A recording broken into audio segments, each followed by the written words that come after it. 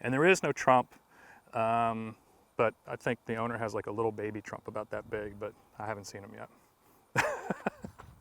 Pretty unusual to find one presidential bust, one that's 3.5 times my size, but check this out. 42 presidential heads, all in a field in Virginia. So what you're looking at here are a group of 42 presidents that were part of a park in Williamsburg that was a functional tourist site for 6 years, from 2004 till 2010. And then it went bankrupt for a number of reasons. And a gentleman who was involved in the creation of that park also was hired to come take these heads and put them in a stone crusher.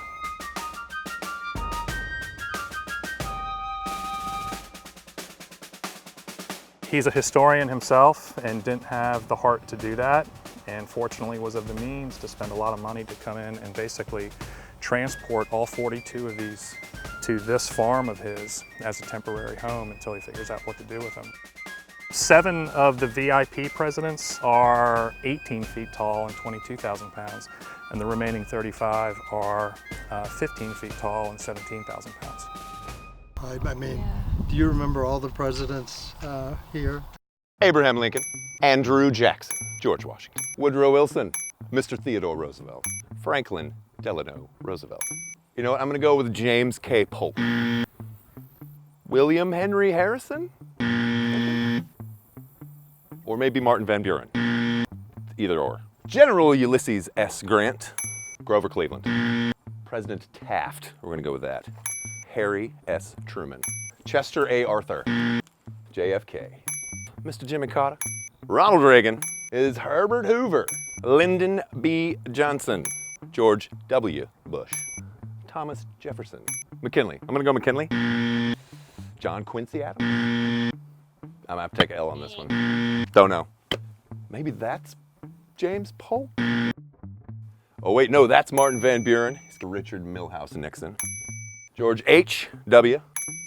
Dwight D. Eisenhower. Thought it was going to be Polk. When in doubt, James K. Polk. Believe that would be John Adams. Not Polk. It stumped me.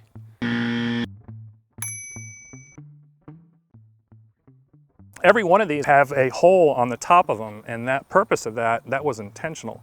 And that was so he could take an excavator to expose the steel infrastructure, to lift these things, and put them on a flatbed.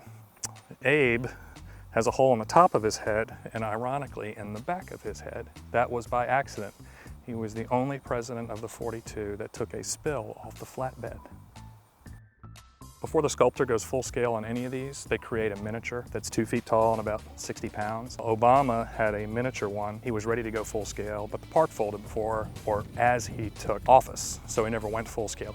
Unbeknownst to me, that little baby Obama sat in that shipping container right there with a miniature White House, and one of my photography students, after I had left at midnight, decided he wanted to come back and trespass, so he stole it. He stole Obama? He stole baby Obama, gone. But there's security cameras everywhere here. We figured out who it was, and he ended up returning him without consequence. So now he is lock and key and only comes out during certain occasions with security guards, and guests can come get selfies with him. We do tours down here on certain weekends of the certain month. It's an industrial recycling area, so there's trucks down here, and it's just not possible. Nor can you just come up here, and it's not a roadside attraction. You can't see it from the road.